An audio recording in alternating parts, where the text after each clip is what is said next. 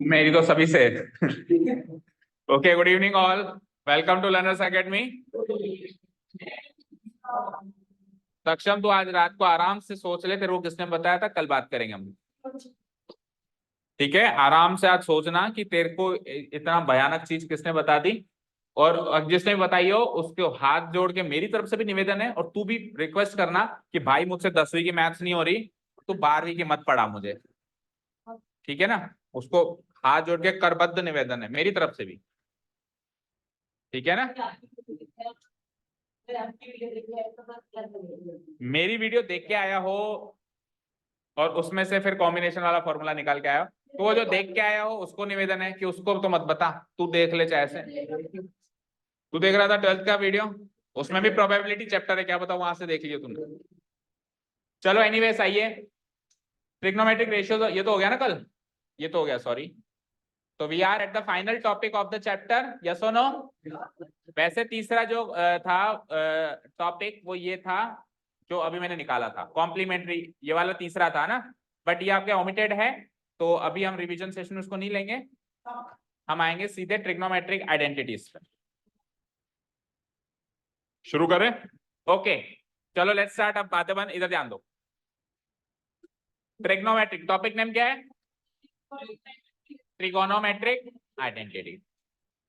अब एक बार इसको भूल जाओ, आइडेंटिटीज का मतलब क्या होता है? What you mean by identity? नहीं, वो वाली आइडेंटिटी नहीं है, ये मैथमेटिकल है, मैथमेटिकल आइडेंटिटी। हाँ, क्या होता है, तो आप बताओ ना। ना, इक्वेशन, हाँ इक्वेशन होती है, लेकिन हर इक्वेशन आइडेंटिटी नहीं होती है। एक फिक्स्ड इक्वेशन, नहीं समझ आया, भाषा थोड़ी सी अच्छी नहीं लगी इसकी। जैसे कि सपोज करो, देखो सपोज करो, मैंने लिखा x plus y equal to 10। Okay, लिखा x plus y equal to 10, और दूसरा मैंने लिखा, हाँ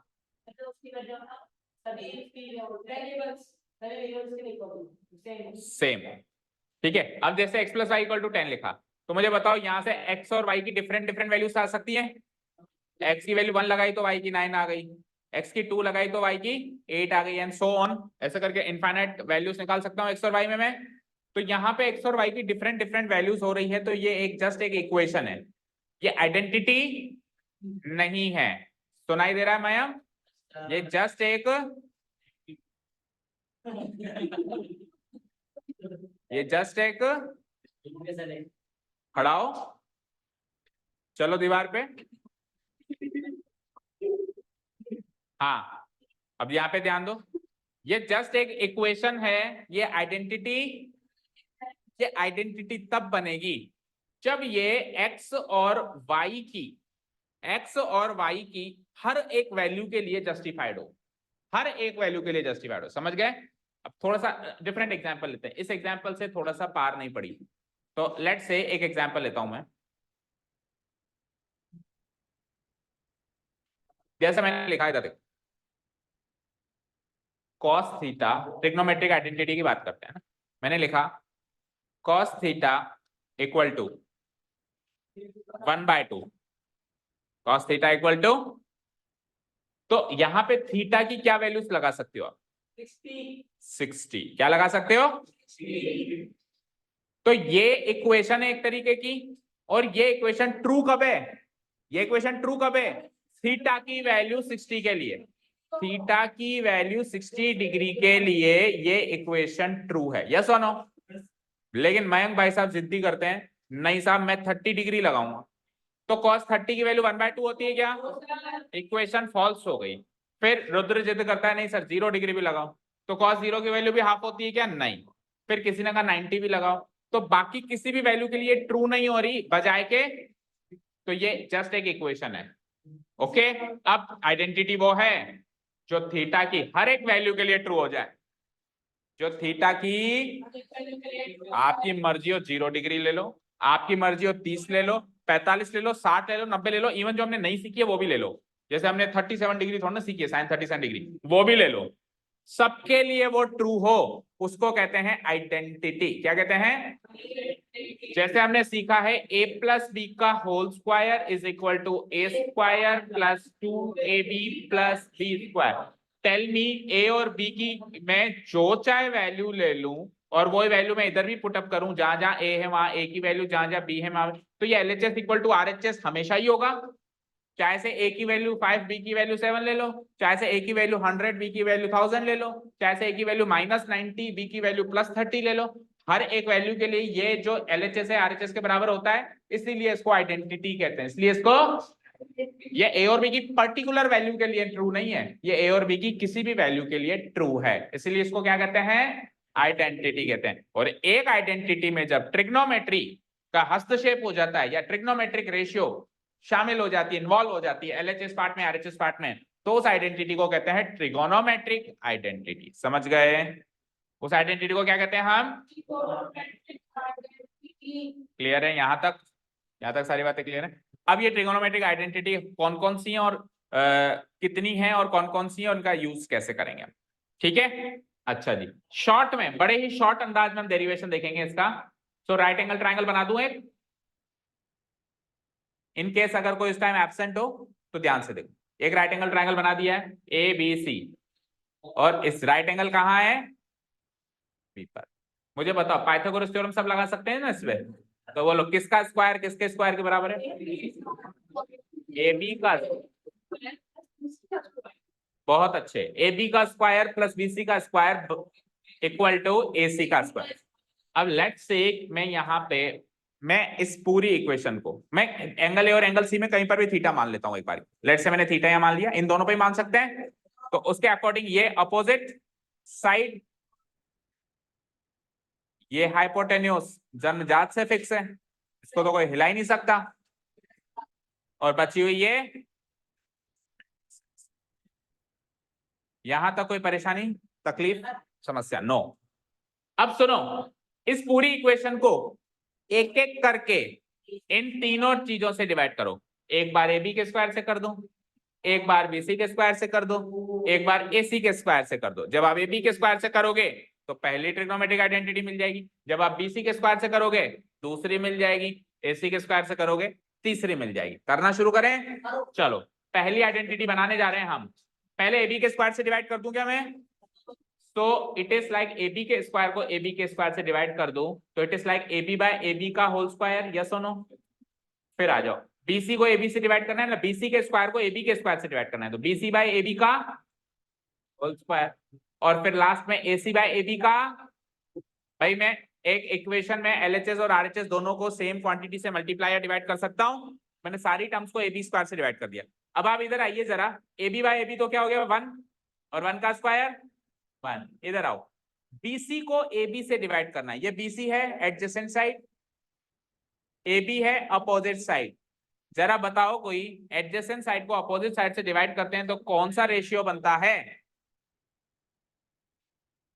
और फिर अपोजिट को एडजेसेंट से करा, कॉट थीटा बनता है। क्या बनता है? तो BC by AB cot theta है, और कॉट थीटा का स्क्वायर,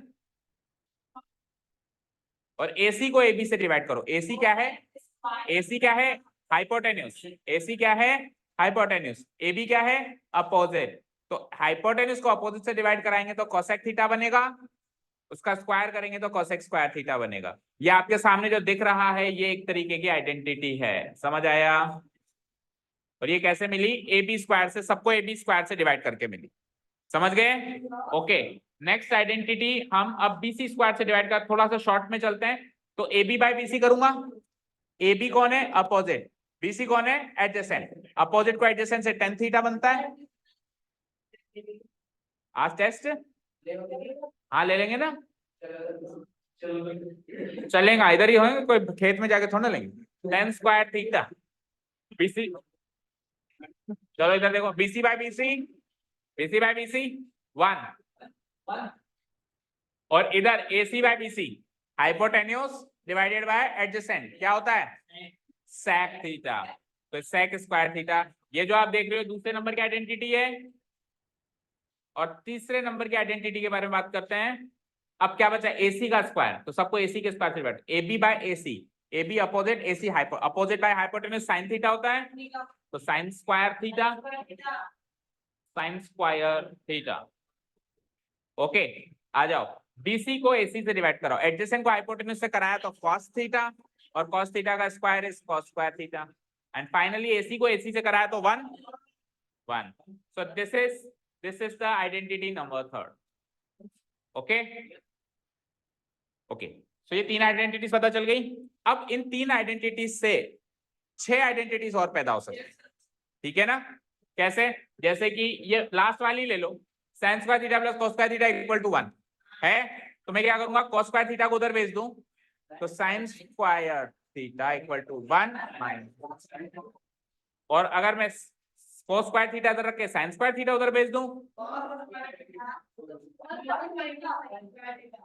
तो होने में तो 1 2 3 आइडेंटिटीज हैं, लेकिन देखा जाए तो अगर ये याद है तो ये दोनों याद करने की जरूरत है क्या? इधर उधर ही तो शिफ्ट करना है टर्म्स को। इधर से 2 नई आइडेंटिटीज बताओ, कॉट स्क्वायर थीटा की वैल्यू क्या निकलेगी, कॉट स्क्वायर, उधर भेजो,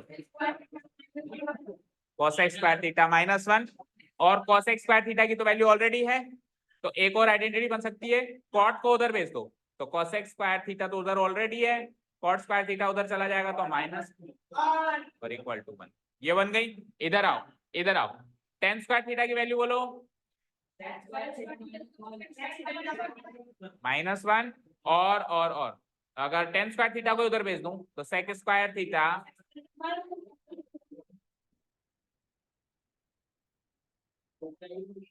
खड़े हो जाओ दोनों तीनों, खड़े हो, खड़े हो ना जरा, खड़े हो ना, हाँ खड़े हो, हैंड्स अप करो तीनों,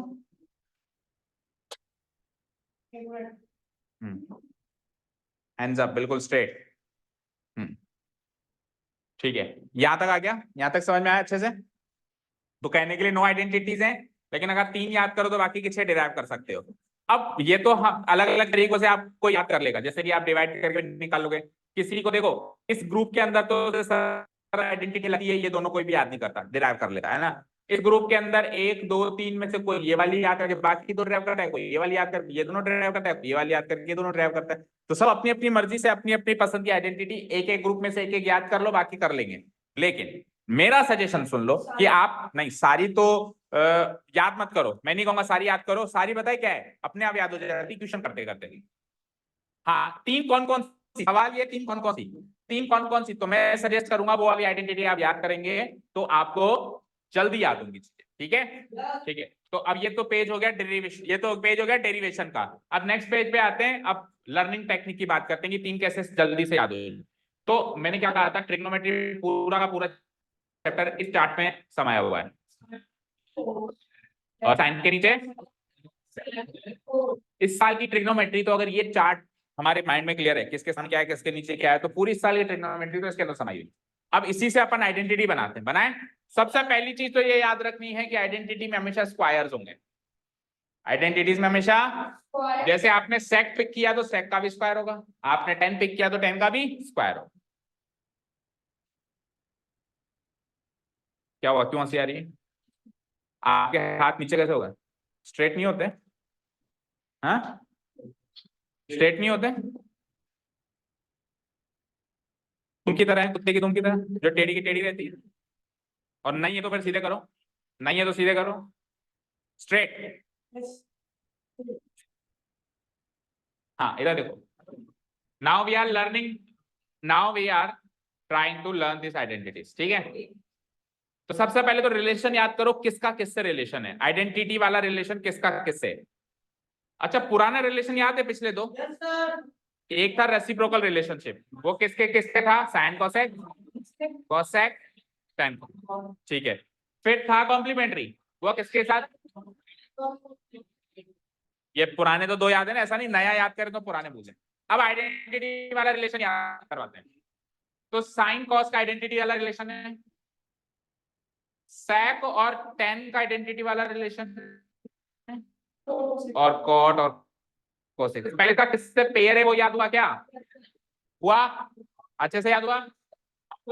हम हमेशा लेफ्ट टू राइट जाएंगे, हम हमेशा लेफ्ट टू राइट, तो left to right, left to right और left to right, right to left कभी नहीं है, क्या करने का तरीका होता है, लेफ्ट टू राइट जाएंगे और पहली वाले में प्लस लगाएंगे, बाकियों में माइनस लगाएंगे, पहली वाली में प्लस लगाएंगे, बाकियों में माइनस। तो ये पहली वाली इसमें लग गया प्लस, इसमें लग गया माइनस, इसमें भी लग गया माइनस, ये चीज याद हुई? पहली वाली में प्लस, बाकी दो में माइनस, और हमेशा लेफ्ट टू राइट जाएंगे। ओके, पेयर किसका किससे वो ध्यान में होना चाहिए। सबका स्क्वायर करो, सबके आरएचएस में 1 लगाओ, आपकी आइडेंटिटी रेडी। सबका स्क्वायर करो और सबके आरएचएस में 1 1 1। जैसे पहली बनाते हैं, sine square theta cos square theta equal to 1, identity number 1। Identity number 2, sec square theta tan square theta equal to 1, identity number 2। cosec square theta minus cot square theta equal to 1। सबके RHS में 1 1 1 है। ठीक है, समझे क्या? सबके RHS में क्या है? 1। पर एलएचएस में कौन कैसे सेट हो रहा है वो हमने याद कर लिया। तो बोलो 3 आइडेंटिटीज ये याद हो गई क्या? ये याद हो गई तो अगेन हम बाकी के निकाल सकते हैं। आपको ये पता होना चाहिए साइन और कॉस के कोसेक और कॉट की होती है और सेक और टेन की होती है, जिसमें से साइन और कॉस की प्लस प्लस में होती है, उन दोनों की नेगेटिव होती है, उन दोनों के बीच में माइनस का साइन होता है। सबका स्क्वायर करना ही पड़ेगा और आरएचएस में सबके 1 1 1 रहेगा। Clear? Is this clear? Okay, हाँ, तो ये हो गया हमारा चैप्टर इंट्रोडक्शन ओवर। चलते हैं एक्सरसाइज।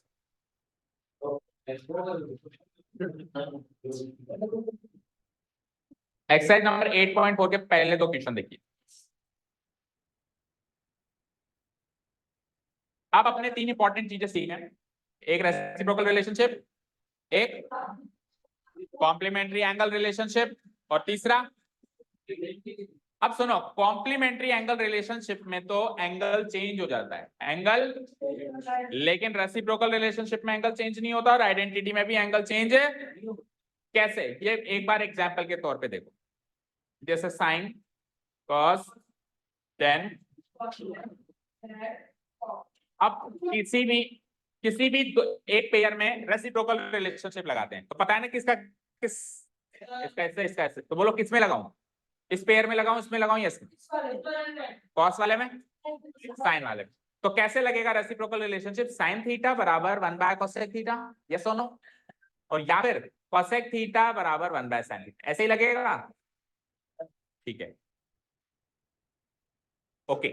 अब कॉम्प्लीमेंट्री रिलेशनशिप लगाते हैं। कॉम्प्लीमेंट्री रिलेशनशिप लगाएं तो कॉम्प्लीमेंट्री रिलेशनशिप किसके याद है? इसका इससे, इसका इससे, किसका किससे लगाऊं? कोसेक और नहीं, टेन का कॉट से तो फिर आप कंफ्यूज होंगे कि रेसिप्रोकल तो नहीं लगा हुआ है ना, क्योंकि टेन का कॉट से दो, तो कोसेक और सेक का लगा दें। तो कोसेक और सेक का मैं कॉम्प्लीमेंट्री रिलेशनशिप लगा रहा हूं, तो कैसे लगेगा पता है आपको? कोसेक थीटा, ये हमारे ओमिटेड है इसलिए शायद डिटेल में नहीं पढ़ा हो आपने, पर देख लो एक बार। कोसेक थीटा बराबर होगा सेक 90 माइनस थीटा। और नहीं पढ़ा तो क्यों नहीं है, क्लास में तो करवाया है लेकिन आपके एक्सरसाइज नहीं है तो उसके क्वेश्चंस नहीं गए या डिटेल में नहीं पढ़ा, ऐसे बोले। सेक थीटा बराबर कोसेक 90 माइनस थीटा। जैसे कि अगर मान लो यहाँ पे थीटा 30 डिग्री है तो वहां पे सेक क्या एंगल लगेगा? 90 माइनस 30 यानी 60 डिग्री।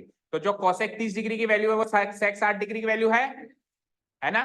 तो इसको बोलते हैं कॉम्प्लीमेंट्री एंगल रिलेशन। और तीसरा और आखिरी रिलेशन अभी अभी हमने कौन सा पढ़ा? आइडेंटिटी वाला। कौन सा पढ़ा? और आइडेंटिटी वाला किसका किससे याद हो गया? इसका से, इसका इससे, इसका इससे। अब बताओ किसका किससे अप्लाई? एक पेयर बता दो कोई भी। कोसेक का कॉट से, तो बताओ फिर रुद्र आप ही बताओ क्या रिलेशन है? कोसेक स्क्वायर थीटा की cosec square theta minus cot square theta equal to 1। तो मुझे बताओ कोसेक स्क्वायर थीटा की वैल्यू बताओ in terms of cot square theta, तो उधर भेज दूं मैं इसको 1 प्लस कॉट स्क्वायर थीटा। ठीक है, और उल्टा भी बताओ 1 प्लस कॉट स्क्वायर थीटा, और लगा देता हूं और कॉट स्क्वायर थीटा की वैल्यू निकालूं तो 1 इधर आ जाएगा, cosec square theta minus. Okay, so तीनों रिलेशनशिप मैंने यहाँ पे अप्लाई कर दिए, एक एक पेयर लगा दिए। अब आप देखो एक चीज, यहाँ पे थीटा है तो यहाँ पे भी थीटा है, यहाँ पे भी थीटा है तो यहाँ पे भी थीटा है। एंगल चेंज हुआ क्या? यहाँ पे थीटा है तो यहाँ पे भी थीटा है भैया, 30 डिग्री तो यहाँ पे भी 30 डिग्री, यहाँ 60 डिग्री तो यहाँ पे 60, यहाँ पे भी थीटा है तो यहाँ पे भी थीटा है। एंगल चेंज हुआ क्या? पर यहाँ पे, यहाँ तो थीटा है, वहां 90 माइनस थीटा है, यानी जो एंगल है उसको 90 से घटा के लिखना पड़ेगा। जो एंगल है उसको 90 से घटा के लिखना पड़ेगा। तो कॉम्प्लीमेंट्री एंगल रिलेशनशिप में एंगल चेंज हो जाता है, टेल मी, एंगल चेंज हो जाता है ना, एलएचएस टू आरएचएस में आते आते एंगल चेंज हो जाता है ना भाई। कॉसेक 30 डिग्री को आप सेक की फॉर्म में लिखोगे तो सेक 60 डिग्री लिखना पड़ेगा। तो एंगल चेंज हुआ नहीं हुआ? लेकिन इधर साइन 60 डिग्री को आप 1/cosec 60 डिग्री ही लिखोगे, एंगल चेंज नहीं हुआ। सिमिलरली इधर आइडेंटिटी में भी आप 60 डिग्री रखो तो वहां पे 60। तो किस किस में एंगल चेंज होता है? किस में एंगल चेंज होता है? केवल एक में। किसमें नहीं होता है? कौन से? नाम बोलो। रेसिप्रोकल और आइडेंटिटी। तो अब एक्सरसाइज, अगली जो एक्सरसाइज है उसमें हम इस वाले पार्ट का प्रयोग नहीं करेंगे क्योंकि हमें एंगल चेंज नहीं करना। दैट मींस हम क्या क्या यूज कर सकते हैं? रेसिप्रोकल और आइडेंटिटी, दैट्स इट, बस। इसके अलावा हम और कुछ यूज नहीं। तो पहला क्वेश्चन अब उठाते हैं, इन दोनों का ही प्रयोग कर सकते हैं। ऐसे मान लीजिए कि पढ़ा तो है पर इस एक्सरसाइज के लिए ये एप्लीकेबल ही नहीं।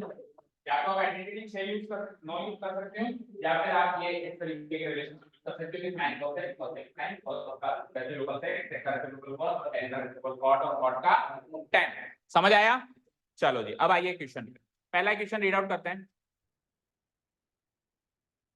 Question number 1 is express the trigonometric ratios of sin A, sec A, tan A in terms of cot A। ये क्या कह रहा है कि sin A को बराबर कुछ भी समथिंग लिखो पर उस समथिंग में cot A की टर्म्स दिखाई दे। भाई sin A को आप 1/cosec A लिख सकते हो ना, अभी लिख के बताया। तो आपने sin को cosec की टर्म्स में लिख दिया, sin को किसकी टर्म्स में लिख दिया? तो ये कह रहा है sin को cot की टर्म्स में लिखो, फिर sec को भी cot की टर्म्स में लिखो, और फिर tan को। इन तीनों को एक एक बारी बारी से उठा के पहले इसको उठाओ, उसको cot की टर्म्स में लिखो, फिर उसको लिखो। ये हमारा सवाल, समझ आया? समझ आया? और ये काम हम कैसे करेंगे? दो चीजों की मदद से, या तो आइडेंटिटीज का इस्तेमाल करके या रेसिप्रोकल। ठीक है, क्लियर? अब वन मोर थिंग, पहला सवाल आपके माइंड में ये आएगा कि ऐसा कर सकते हैं क्या भाई, साइन को कॉट की टर्म्स में लिख सकते हैं क्या, या सेक को लिख सकते हैं, किसी को भी किसी की टर्म्स में लिख सकते हैं क्या? तो जवाब है एक बहुत बड़ा यस, बहुत बड़ा यस।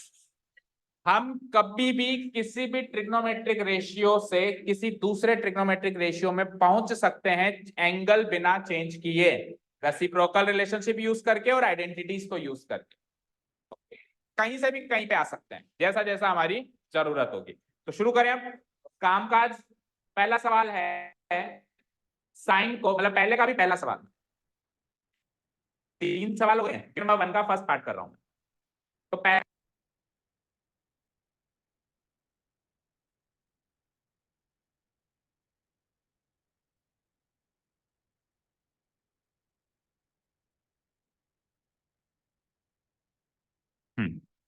पहला सवाल है साइन को किस में चेंज करना? ये सवाल है पहला। ओके, अब अगेन वो चार्ट हमारे माइंड में होना चाहिए, साइन कॉस एंड। आप कहीं से भी कहीं पे आ सकते हो, मैक्सिमम 3 स्टेप्स लगेगी। क्या कहा मैंने? मैक्सिमम 3 स्टेप्स और मिनिमम 1 स्टेप। या तो 1 स्टेप लगेगी, या 2 स्टेप लगेगी, या 3 स्टेप लगेगी। आप कहीं से अब जैसे मुझे कहां से कहां पहुंचना है, साइन से कॉट, तो ये रहा साइन, ये रहा कॉट।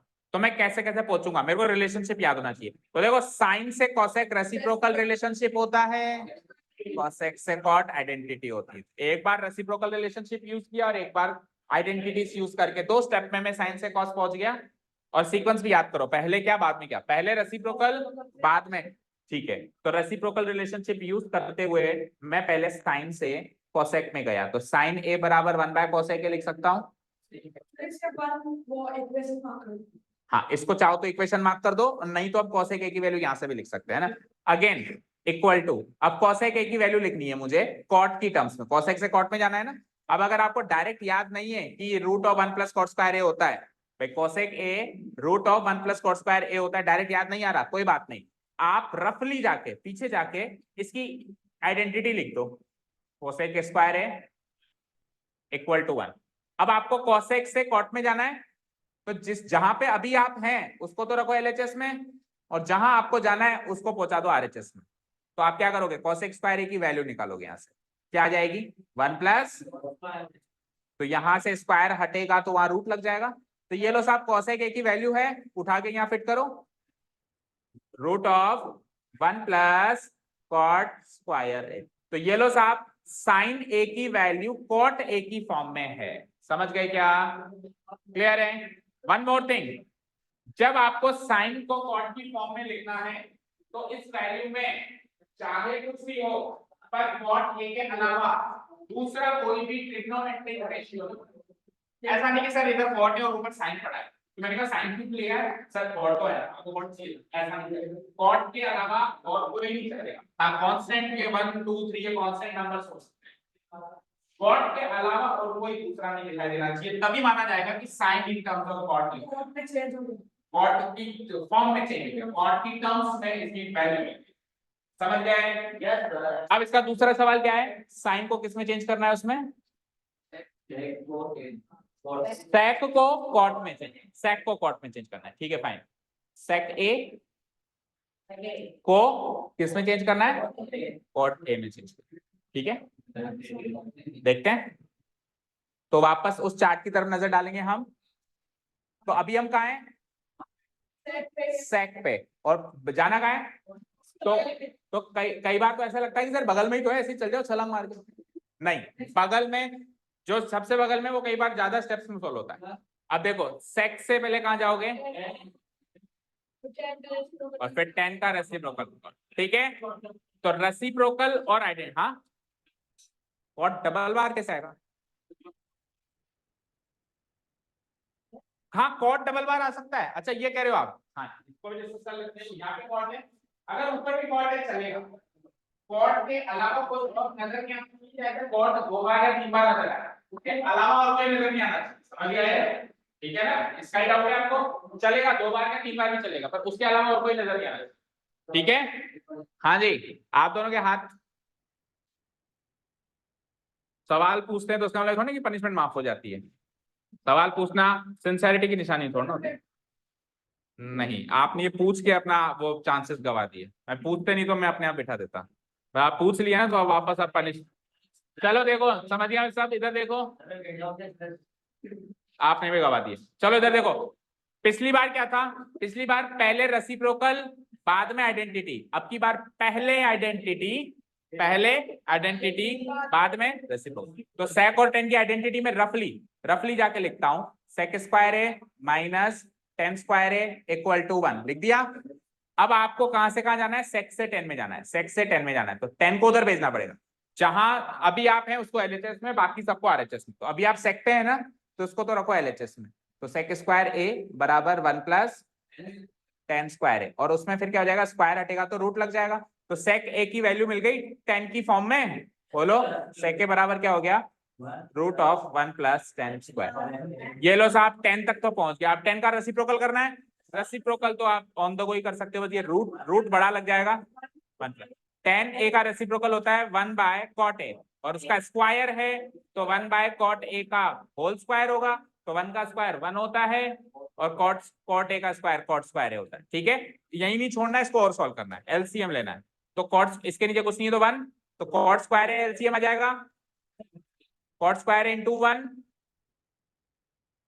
प्लस 1 इंटू 1 इस पूरे का रूट। अब देखो न्यूमरेटर पार्ट तो परफेक्ट स्क्वायर नहीं है, लेकिन डिनोमिनेटर पार्ट स्क्वायर है ना, तो नेक्स्ट स्टेप पे मैं क्या करूंगा, पार्ट का रूट सॉल्व होगा, बस न्यूमरेटर के ऊपर रूट रह जाएगा, बस ये रूट कहाँ रह जाएगा, न्यूमरेटर पे, और डिनोमिनेटर में स्क्वायर से रूट कट जाएगा, यानी कॉट ए रह जाएगा, सिंगल कॉट ए रह जाएगा। तो आंसर है सेक ए का कॉट ए की फॉर्म में, root of cot square a plus 1 whole divided by cot a. Okay, last क्या है, लास्ट बहुत ही सरल है, लास्ट क्या है, tan ए को कॉट ए में कन्वर्ट करो, एक ही स्टेप में आ गए ना हम, तो tan ए से कॉट ए में, तो tan ए से कॉट ए में हम एक ही स्टेप में आ गए, ठीक है।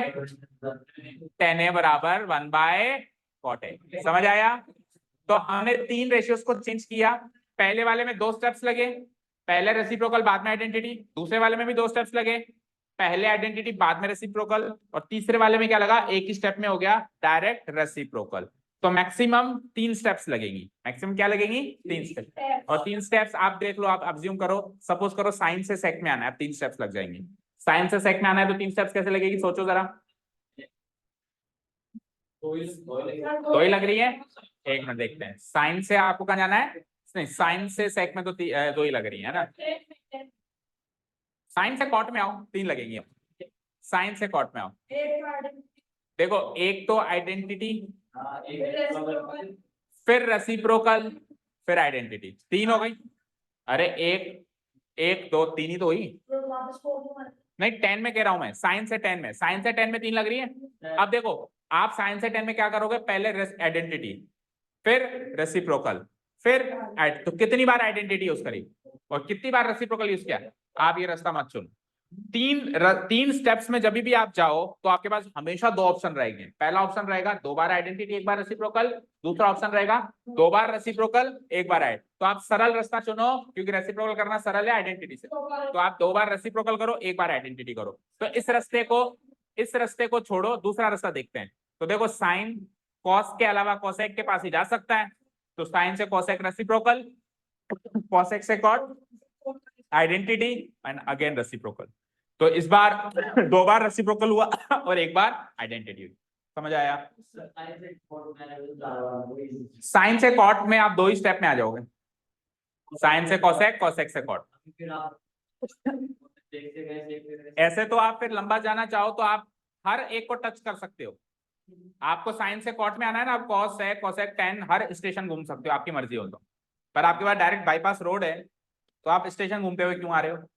समझ गए ना? वो आपकी इच्छा है फिर, ठीक है। अब दूसरा सवाल मेरी तरफ से होमवर्क है, बस मुझे एक चीज बता दो, करना क्या है इसमें। देखो, सभी को सेके में लेके जाना है, यानी साइन को। अब सुनो, यही सवाल थोड़ा बदल के ऐसे आएगा, राइट सेके इन टर्म्स ऑफ ऑल अदर। तो उसका मतलब क्या होता? अब सेके को सब में लेके जाना है, एक तो सबको सेके में लाना है, और सेके तो इनको प्रॉपरली रीड करना है, ठीक है। तो 2 क्वेश्चन तक हो चुके हैं, बाकी तीसरे क्वेश्चन से कल देखेंगे। Thank you so much for listening to us, have a nice day, keep learning and bye.